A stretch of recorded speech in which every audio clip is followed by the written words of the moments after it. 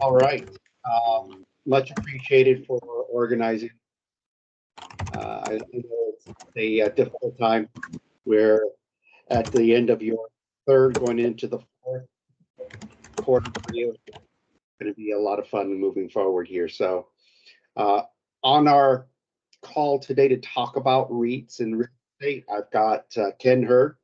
He's going to be one of the sales team leading this charge into REITs. I've also got Akasha Gall. He's our industry SME.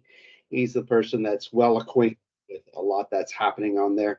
And then we'll also have Herschel Shaw join, and he's our North America head of customer success, as well uh, as well as our pre-sales. So agenda for today. So we'll talk a little bit about Mastech, just so you guys know who we are. Then we'll jump right into case studies, and then our capabilities, and then next steps. So we'll cover off, like I said, WLT, and then we'll also have in there as well in how you might go after these accounts and questions that you might ask by persona in these REIT organizations to help you to start conversations and point out weaknesses. So that's the agenda for today. Let's make this interactive. So please do ask any questions as we move on. All right. So about Mastech, I think most of you've known us as Evasys. We've changed the name to Mastech. That started this year. And basically, it's same great people, just a different name. We've acquired additional resources and skill sets for Mastech, more on the CX side. So it's actually complemented our existing Oracle expertise. So you can. I know that it's now CX is an area that you can now sell. We've got that expertise, and we continue to make it grow there. So we've got well over, 1,300 or so cloud customers, and that continues to grow. And we've got 2,500 global experts of our 5,000 or so people. So we're well into investing and continue to invest in Oracle. As far as our industry expertise, we cover a number of other areas, but today we're going to focus on REITs, obviously. I think most of you understand we've been recognized by Oracle as Global Partner of the Year in the past, as well as Gartner. So let's move to the next slide, where we'll talk a little bit more about what we've done within the REITs area. So as far as our qualifications go, we cross REITs in real estate and hospitality. We've got 80 plus customers. And the reason we put hospitality, there is a lot of similarities into how they run their businesses, because within REITs, you've got property managers. Within the hospitality, you've got hospitality owners that own properties, hotels and resorts and things of that matter. And they actually manage it much the same way as some of the REITs do. So we've encompassed that into that, because that's where our extensions work within there. All right. We're also going to talk a little bit about our value-based delivery, and that's not going to be very long, but it is really good to understand. What we do is we provide KPIs for our customers to understand what good looks like when they go live. So a lot of customers out there are looking at, let's rationalize why we're moving to cloud, or let's put together a business case of moving to cloud. And I know that's been a big initiative over the last quarter or so from Oracle, is how are we going to deliver value through our implementations or through Oracle. And that's exactly what this does, is it puts together the analytics that they can benchmark and baseline, so they can see what good looks like. And we'll talk a little bit about that later. But let's go to the next slide. This is what Gartner says about us. It's always good to know that you're partnering with someone that is a leader in their quadrant. So, Evasys through the years is grown quite a bit in the latest one, 2022. They have us quite well placed in the niche players. And the reason why they look at us as a niche player is because we're Oracle only on the back end. The only Oracle only partner up there in that quadrant is Oracle, actually, is outside of us. So it's good to know we've got quite a bit of investment into Oracle. And that's why, again, you want to partner with us, because we've developed so many accelerators, some of which we're going to talk about today, that help the customer go live faster. And what that means to customers is less effort, which means we're oftentimes less expensive. So if you look at some of these Magic Quadrant companies, we're oftentimes a third of their price. So we definitely less expensive than the big four and a lot of the global SIs. All right, so I'm going to turn it over now to Akash, and he's going to go through, defining what REITs are, and then we'll go into the case study. Over to you. Thank you, Akash. Thank you, Reed. Hello, everyone. So I'll start talking about introducing who the REITs are, how are they structured, and then we'll get into a little bit more details around case studies, their challenges and solutions. So let's start first with understanding who the REITs are in a simple definition, right? So REITs are basically a group of investors who have joined hands to invest a pool of money into a real estate organization or real estate basically, right?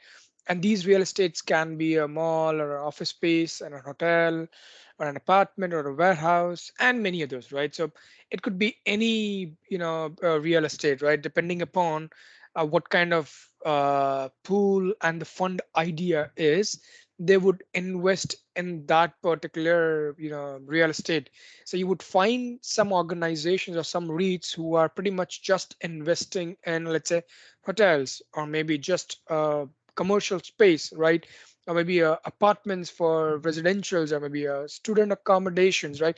So there are specialized REITs who invest in a specified property type, and then there are larger REITs such as Brookfields who invest in multiple type of properties with a wider portfolio, right?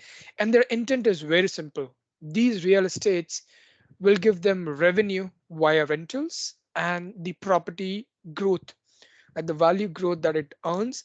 Those are the two major source of their income, and that ultimately goes back to their investors, as mostly 90% of that revenue that they earn gets distributed back to the investors, right?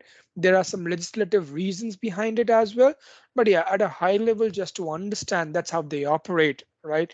So it's a pool of investors with funds accumulated and invested with the intention to earn rentals and property growth values, and then just take that money out, right? So that's how they operate, right?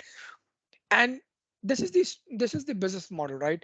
But now, what are the different parties involved within REITs, right? Because when we are interacting with some of your customers, some of the terms that they might use, that we got a sponsor, we got our unit holders, we need to manage our REIT managers, our property managers. So what are these different parties which operates within REITs? And at times you might hear different pains from each of these participants, because each of them has a different objective, and they want to see if their application has something to offer to them as well, right? So which I'll talk about as we move forward more in detail. But then just to elaborate on, so REIT as an organization, let me just bring in a highlighter, laser pointer. All right. So REIT being the core organization, a legally registered organization backed by two key groups of investors. One is a sponsor, which is the major investor or the major stakeholder within that REIT. So it owns maybe a good amount of a percentage within that REIT fund, right? A kind of majority stakeholder, right?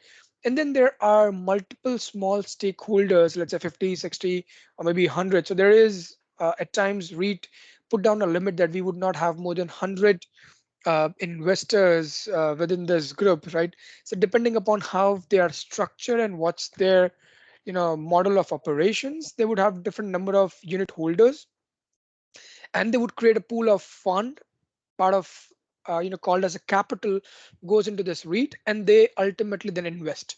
When they invest, they also have a particular person called as REIT manager, which basically takes care of these properties, right? And these REIT funds don't have their own in-house capability to run these properties, right? They might not have that insights, or that kind of expertise to run how office space should be let out, what should be at commercial terms to let out, and all those things, right? So for operational activities, they usually get a third party organization involved, right? Which they call them as a project manager or a property manager, right? They basically are expert within how to let out your properties, right?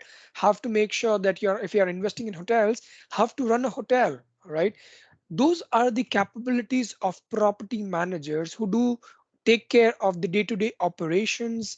They make sure the occupancies and everything runs well for their property. So that's all done by the property managers or project managers. And their counterpart, this is a third party organization, right? Their counterpart is a REIT manager, which is like a person or a small group of team which basically interacts with these property managers just to look at how are they running at their occupancy, just to make sure if their budgets and everything that they have forecasted upon, are they able to meet those numbers. So those kind of things is what they do. But the bottom line is, they do not get involved directly into the day-to-day operations. Their concept of business is very simple. We have funds, we'll buy properties, and we will earn the rents, right? There are specialized organization which takes care of further things, right? So that's how it's being organized in this industry space, right? Feel free, guys, Yeah. just to pause me anywhere if you got questions. Yeah, Rick. Now, and this is really important to understand, because when we get into involved in organizations, you know before we go down that path in making sure that they have a funding for the project or talking, you have to talk to them to ask, have you talked to your unit holders or sponsors? You're talking their language. Ask them about that, because we've there's been sales cycles where we go through it all, and the REIT manager or the REIT want to buy, but you know what? These unit holders or sponsors won't fund the project. So it's really good to understand how this whole ecosystem works together to help you close these deals and qualify these deals, and making sure that you're not chasing ghosts here, and that the people you're talking to can actually make the decisions, or put you in touch with the people that can make the decisions. That help? Yeah, real quick question on that, Rick. Is there a quick way to identify who the sponsors or unit holders is, either on a 10K if they're public or otherwise? Generally, yes, absolutely. I mean, it's usually on their 10K. It's usually it's public information. It has to be public information, so you can definitely use that to contact them. But also, and I think sometimes, these organizations, these unit holders or sponsors, oftentimes are the ones that are most interested in getting accurate information on profitability, right? So those are the ones that oftentimes initiate some of these conversations. And the way you would talk to them would be slightly different. Is what is your visibility like to your investments? How are you able to do that? And that's when we come in and have talk to them at that high level, show them the analytics for the business that they would be able to see, and so they can make better decisions on their properties. So it is a good question to ask, but it's easily it's easy to find as well. Okay, carry on, Akash. Thanks, Rick. All right, so now as we understand what REITs are. Now let's talk about a case study, right? Which I'm pretty sure you guys would be really interested to hear about. So this is a case study of an organization called Watermark Lodging Trust. So it's a REIT, right? They have a revenue around $367 million. And the good part of that is they got acquired by a large REIT organization called Brookfield, right? I'm pretty sure you guys have heard about that, name in the past. This is one of the largest REIT across the globe, not just in the North America. It's one of the largest group across the globe. And I'll give you a summary for this case study, which is Brookfield, which is a much bigger organization, right? Investing in multiple geographies. When they acquired WLT and they were trying to, sync up their back office operations with WLT to make sure that they get WLT onto their IT infrastructure, IT platform, when they analyzed their business processes and the IT capabilities and solutions, they felt they are pretty outdated, right? They felt the solutions that they were using were not up to the mark, and they chose to migrate over 121 plus legal entities of their group to WLT's platform and adopted their complete Oracle solution, which included their back office financials and couple of our extensions, right? And those two extensions that I'll talk about in more detail played a critical role because they were solving their day-to-day pain for multiple different areas. Because let's say I'll just bring up a couple of those names, such as debt management. REITs fund their projects based on loans and debts that they take from your banks and other financial institutions, right? And for them, application that can manage all those debts, their repayments, is very critical. They don't want to default on their repayments, right? They want to make sure their repayment goes out in time. If in case there's a change in the interest rates, they are updated there. If there are foreclosure or there are reportings that has to be generated for interest and debt payments, that has to be on time, right? That's a critical area for their business success, because as I said, each of their properties and their transactions are funded by financial institutions, right? And that was something that we implemented at WLT, that they loved it. And similarly, another extension was a property trial balance, which helps them to bring over financial data from their property managers to the Oracle back office application, right? So it's an integration solution. Again, not have what OIC does, because OIC certainly has all those capabilities, but these guys or this industry needs something more than just an integration tool. So there are validations and different things that happens before it gets into the system, right? And for those complete trail and control, this application was developed and implemented, right? So such different reasons made them believe what they were using currently, they have to move out of that and come to the WLT platform. And the last point on this one is another critical point.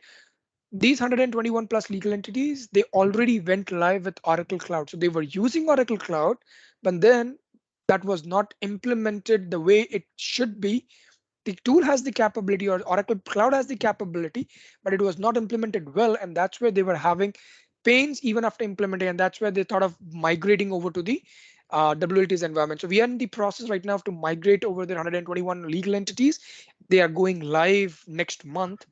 And it's all big bang, right? So and 121 legal entities, usually if we talk about any other SIs, they would say, talking at this scale, it should be a minimum project of maybe 8 months, right? And we are transitioning them within just 5.5 months. So that itself is a big achievement, that we got our solution stabilized, our accelerators up and running, which gives them a quick jump start to get a faster return on their investments, right? So that's the story about WLT and Brookfield. Maybe Rick, you want to add upon anything? No, nothing to add on this one, but I think it's really good to understand, just a little bit about what we talked about in the previous slide on how this all worked together. But you're going to find within this industry, the bigger organizations, they're going to have a JD Edwards infrastructure. So this is a great use case for that. Great use case for that. Any questions on your side on the Oracle side on this? Carry on, Akash. All right, so then let's talk about some of the key business challenges that you would hear from REITs, right? Starting with the first, which is the operational trial balance imports. So as I mentioned previously, they have different property managers who are actually managing their property. So they have to import the financial data on a monthly or a specific frequency from property managers to their back office application. And most of the time, both the application source and the target is same Oracle Cloud, but the source differs every time. So anytime they change a manager, their source application would differ. So integration design or a solution which allows them to bring over data irrespective of the source is what we deliver. So that's a critical pain to get their data into the system without, massaging it in an Excel file. Because traditionally, whether they are in JDE or any other platform, you would hear them doing this process completely manual, where they would get an Excel file, they would massage and transform that data, then load it into the system, which is certainly error prone and time consuming. So that's a direct pain to solve for using our application. Second comes is the CapEx project tracking, right? So they do renovations, refurbishments, right? So as they own their property, so they want to track down what budget they have, created for their CapEx expenditures, how they are tracking against the budget. So all those processes is the second challenge that you would hear from the REITs. Third one is, as we talked about, managing their debt repayment process, starting from creating the debts, their repayment schedules, generating invoices and their payments against it. So the complete process on debt management, org structure and consolidation. So REITs, if you even come across any articles or web materials, you'll see the structures of their organization is pretty unique, right? So they got multiple funds. Each of these funds would have different holding percentages, and it rolls up different way. So it becomes a very good use case for consolidations as well, because when they want to present a complete picture of their whole business, they want to consolidate different funds to look at what's their net profit or what's their whole organization financial conditions, right? So it's a good use case where we can talk about how our EPM application, which is the close and consolidation, how it can help them to streamline their closing and consolidation process, including managing out their minority interest and other requirements around consolidations. And the last one, but one of the critical one, what we have seen in this vertical, as Rick was also talking about, is many of these customers certainly are JDE customers. JDE had a good real estate management suite, which many of these REITs have been using. And when they plan to upgrade to cloud, I think that's also a challenge in their IT teams, mind, that how would we get our data extracted and migrated over to cloud, right? So there also, we as an organization have a proprietary solution which allows us to extract data from their JDE application, transform and load to Oracle Cloud, right? So that complete, headache of extracting data, transforming it externally, manipulating it, aligning it to Oracle format, and then loading it, it's completely automated at our end. So we, with our Glide applications, we support data extraction, transformations, and migration, and which is something we executed as well at WLT. So I'm referencing it back to the case study that we just saw, that we did that, live, using all these tools over there. And that's how we reduced the overall timeline of implementation, right? So to achieve faster return on investment, that's how we and our tool set helps the organizations to fast track the implementations. Any questions on the business challenges? Now, here's another great way to look at this slide, because these are key business challenges for this industry. And guess what? Oracle, along with our extensions, can actually resolve all these. So the way I would use this slide if I was you is, talking to customers, asking, how are your operational trial balances done now? importing that? How are you doing debt repayments? Org structure and consolidation. How are you looking at, consolidating all that? Guarantee you a good portion of this is on Excel spreadsheets, okay, which is prone to error and not, it's not oftentimes updated until it's on a weekly or bi-weekly or a monthly basis. So the exposure is there for not making the proper business decisions, because at the end of the day, an ERP system is only as good as the decisions you make with it. So this is going to help. Okay. Any questions on that? Thank you, Akash. Carry on. All right.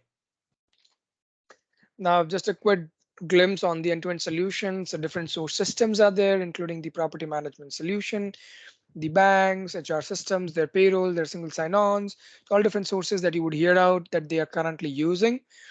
Gets integrated to our Oracle Cloud Application Suite, primarily the back office accounting, EPM suite, including planning, budgeting, tax reporting, consolidations, and goes our accelerators to support the whole platform and their processes. And the ultimate result goes out as streamlined reporting, their financial and statutory, compliances, and if in case they're looking for data warehouse and data analytics, then the extracts and reporting goes on the line. So that's just at a high level, the end-to-end glimpse of the solution. Now let's talk about further in detail how we Mastech as an organization can help customers, right? So we talked about a few things in the past, so I'll just elaborate them a little bit more. So first thing we talked about, trial balance integrator, right, where the operational trial balances can be imported, and this tool allows them to do different types of mapping, write down validations in a user-friendly manner, and just get their trial balance in the system, right? Another major area is a property management application where they can manage their properties, their leases, their rental bill generations, their occupancy, vacancies, lease agreements with their customers, right? So those areas, some of those REITs or real estate organizations would also look for a solution for, right? So the property management application that we offer helps them to manage those areas as well, right? Other extensions such as debt management to manage their debt repayments, and then the approval app.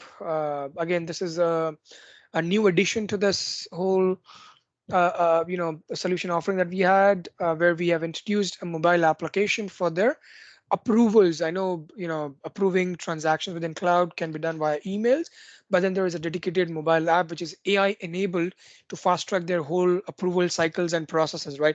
So organizations which are pretty, approvals driven want something which is mobile and which is smart enough to recommend them whether they should, reject or approve based on different drivers, right? So it's an AI enabled application that we have developed that helps them to manage out that. Just a quick snap of a creation form and a search form on the debt management for your reference. But yeah, any questions on the slide? Yeah, so I have two. Would the property management piece be something that goes head to head with MRI's kind of front office and lease and rental billing solution? So the property management solution right now takes care of their back office operations, where it can be integrated with the front office application or their CRM application to expose the occupancies, property list, and their, let's say, a kind of physical map locations and all those things. So it can be integrated to that. But yeah, everything at the back end it can take care of. Okay. And then second question, I know Rick and Ken mentioned for some of the construction extensions that those were free to the customer with implementation. Is that the case for any of these for REITs?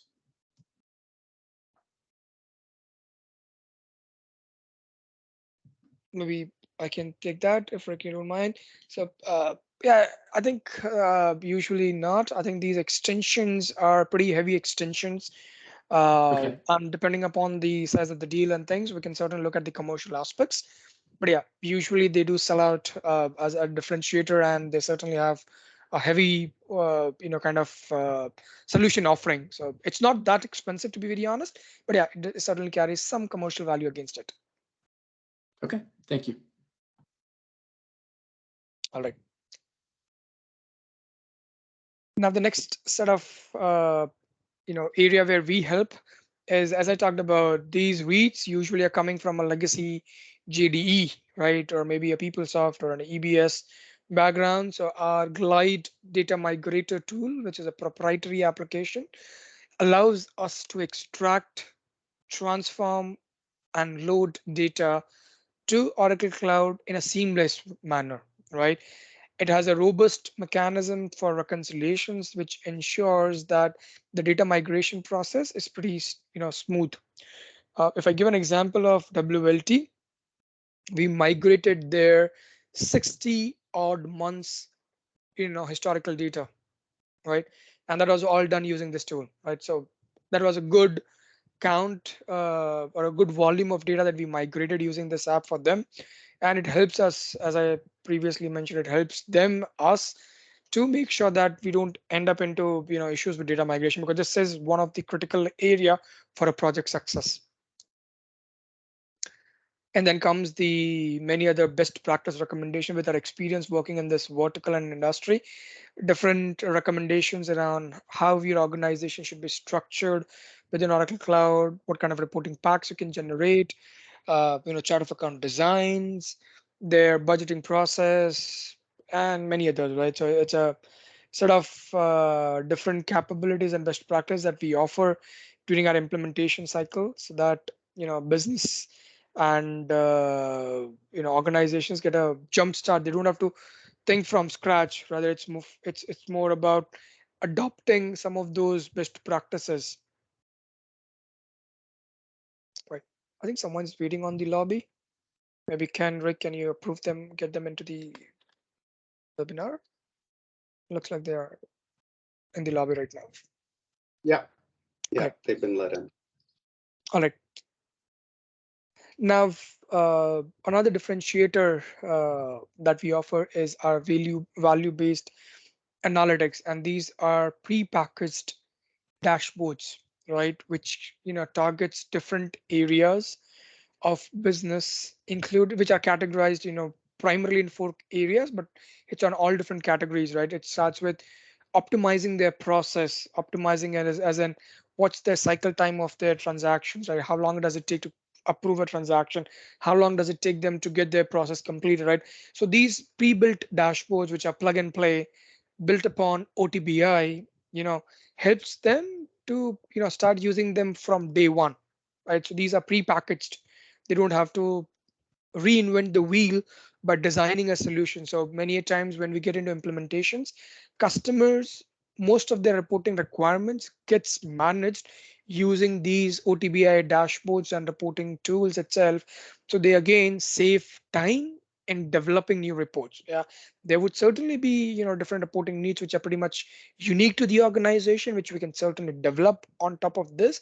But as I say, 390 plus dashboards and reports gets them going pretty smooth on day one, with their different reporting needs being managed out, including around system adoptions, right? When they do their training and testing, system adoption dashboards helps us to evaluate and see which users were trained well, what kind of transactions did they enter, to make sure they take an informed decision to go live or not. So those kind of things we execute during our project implementation, which again helps them to improve the quality and save time, right?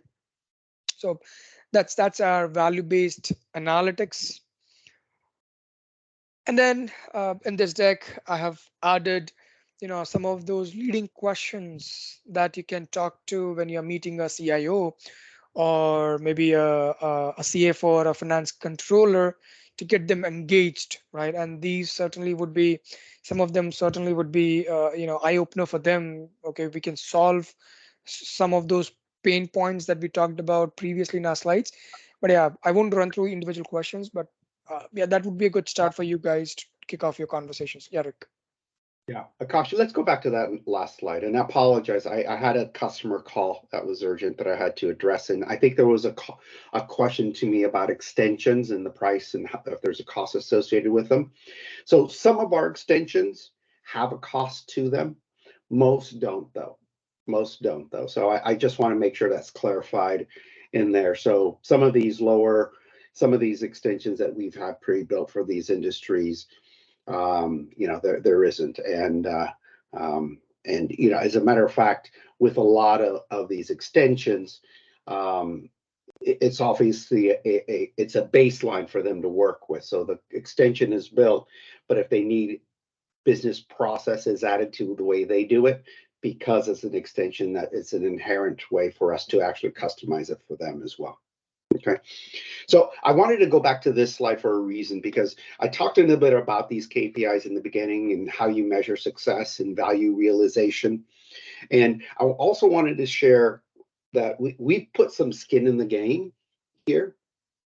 And this is actually a nice to understand with your customers, because you won't get this from any other partner, is we identify what KPIs, how they're going to define success. Okay.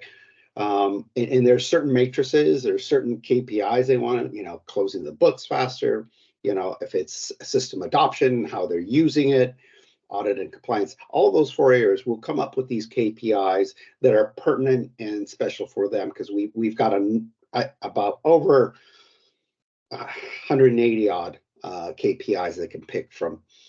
And what we do to put our own skin in the game is we'll identify these KPIs, make sure it's into the implementation, and then we put a implementation payment milestone attainment for their KPIs into the actual SOW.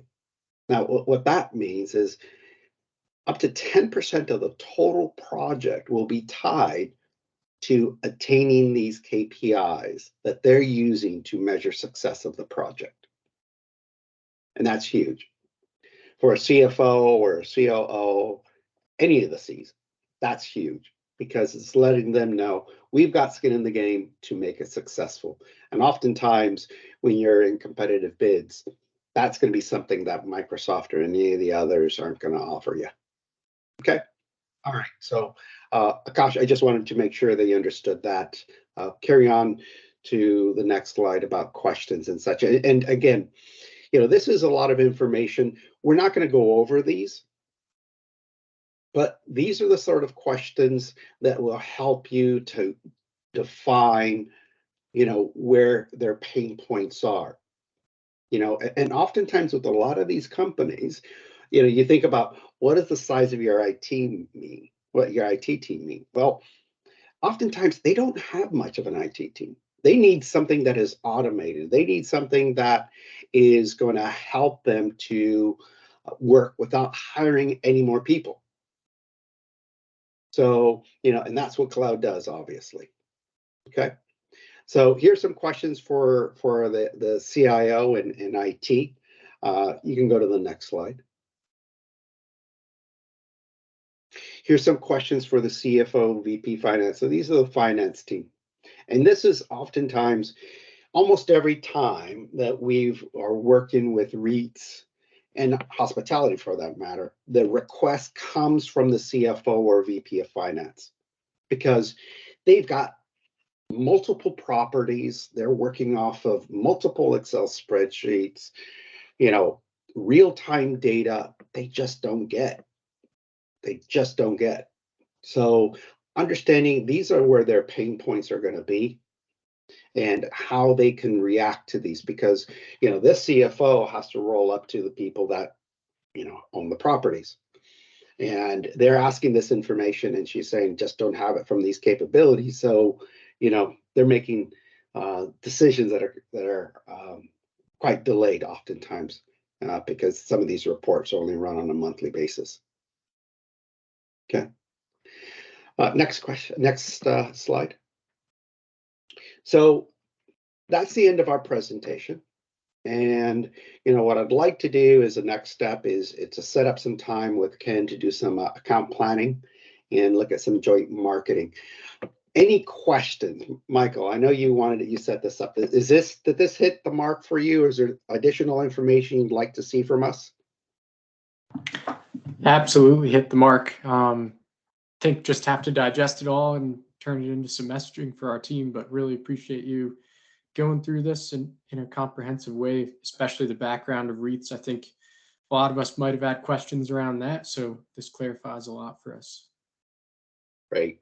Now, what I'd like to offer you, Michael, is, you have these enablement sessions and we go away and 2 weeks later, life takes over and there's some distraction.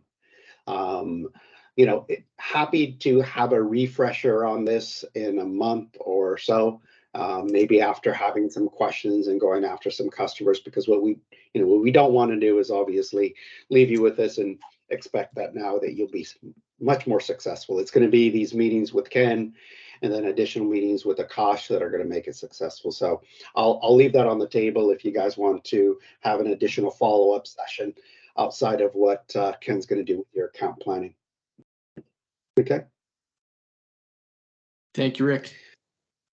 All right. Well, thank you, everyone. Thank you, Akash. It was great, as always. And we look forward to speaking to you. So you'll be hearing from Ken. And if you have any questions of us, let us know. Happy to help. Thank you very much. And if you guys could send over this recording to myself or Chris Keston, he's also on the call, we can make sure that the rest of the team that weren't able to jump on will be able to view it afterwards. Yeah. Will do. Hey, everyone, this is Ken. I've been quiet, letting Rick, the expert, talk. Chris, do you have any comments, anything you'd like to add based on this and when we went through the site center piece the other day? I think. Yeah. Just more gratitude for you guys to do this, like to show us those intricacies. I think, where you went through the personas and what they care about and how they fund these projects and things like that, I think it's really important to get a look at it, right? And then to understand how to talk that talk helps on the prospecting side, which helps all the way up, right? And so I just definitely appreciate you guys going into a little more detail there on that. And I'd like to think that, that's going to be a quick impact for the way our reps and the folks on this call go to market and start speaking, a bit more in depth on it, right? Like we're doing our best to get the word out there on all the things that is great about Oracle, obviously, and with MazTech here, we can do that and capitalize just on the share here on really how to talk a little bit more. Excellent. Love the feedback. Appreciate that. Thank you all. Thank y'all. Thank Thanks, you. everybody. Have a good Have a day. good day. All right. Thanks again. Thank you all. Guys.